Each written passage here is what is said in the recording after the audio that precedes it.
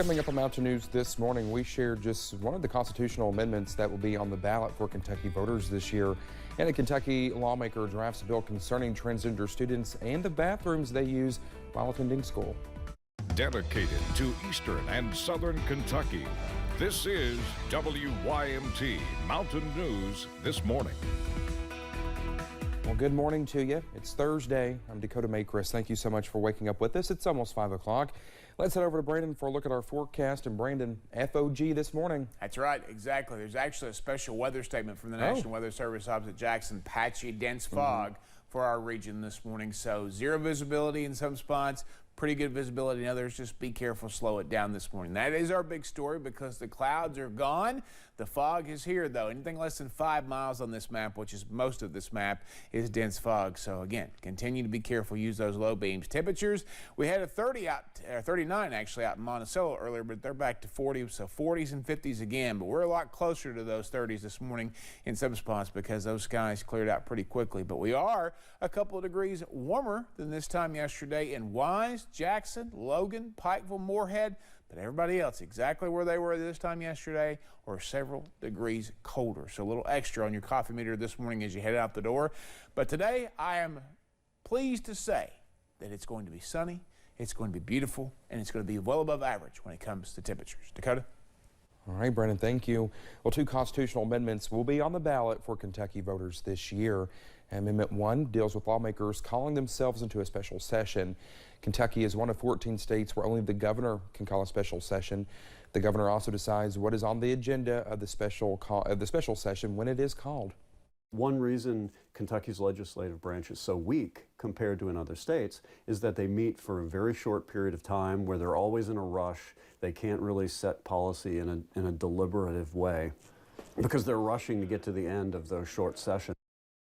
Amendment 1 is 154 words, and experts say that may hurt its chances of getting passed. A Kentucky lawmaker drafted a bill concerning transgender students in Kentucky schools. The bill was filed by Representative Bill Wesley of District 91. It would require students to use the restroom that matches the sex they were assigned at birth, and also ask schools to provide, quote, the best available accommodations for students who identify as transgender. A bill to limit transgender girls from competing in girls' sports in Kentucky schools was passed into law earlier this year, despite a veto from Governor Andy Beshear. We are less than 1 week away until the midterm elections, but no excuse early voting starts today here in Kentucky. Voters will have a chance to cast their ballot through Saturday. Each county will have specific locations to vote early. You can find your polling place at elect.ky.gov. As Kentuckians head to the polls, Attorney General Daniel Cameron wants to remind you about the election fraud hotline. The hotline is active throughout the year and records messages 24/7. However, during the 2022 general election, the hotline will be staffed from 6 a.m. to 7 p.m. Calls will be answered live during early in-person voting and on Election Day. Examples of election fraud includes campaign violations, electioneering bribery, poll disruption, and voter or election worker intimidation. Governor Andy Beshear says new jobs are coming to Magoffin County. Emerald Energy and Exploration Land Company is moving its headquarters to Salyersville. The company is the first to announce plans to relocate to the newly established Gifford Road Industrial Park. The governor says this $1.4 million investment will bring 25 jobs to that area. Construction is set to start in early 2024 and should be finished by the beginning of 2025. On Wednesday, USDA Undersecretary for Rural Development Xochitl Torres-Small was in London. She announced more than $478,000 in investments benefiting businesses and communities across rural Kentucky.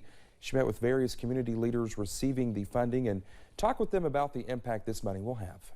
How we can work with people living in rural places to develop their dreams, to invest in their plans. And we saw so much of that today, whether it was talking about affordable housing, whether it was talking about creating jobs, whether it was talking about investing in new markets. The investments are going towards the Hyden-Leslie County Water District, Perry County Fiscal Court, City of Middlesboro, and the City of Pineville, among others. After more than 3 months of cleanup, Troublesome Creek Stringed Instrument Company of Heineman opened its doors once again. In addition to resuming instrument production, the company has also received a $500,000 grant from the Appalachian Regional Commission to benefit the Music Hills from Recovery to Workforce project. This program provides job opportunities to those recovering from addiction. The newest thing that we're doing is we're working off an aftercare program, which involves counseling and medical and feeding them, and just an extension of what we'd always been doing. The company is currently operating out of another building owned by the Appalachian Artisan Center. The Appalachian School of Luthieri director says he hopes the original building will be ready to move back in sometime next year. And did you graduate from a Kentucky community college but lost your certificate or diploma during July's flood? Officials with the Kentucky Community and Technical College system announced the college will replace paper credentials like certificates or diplomas at no cost.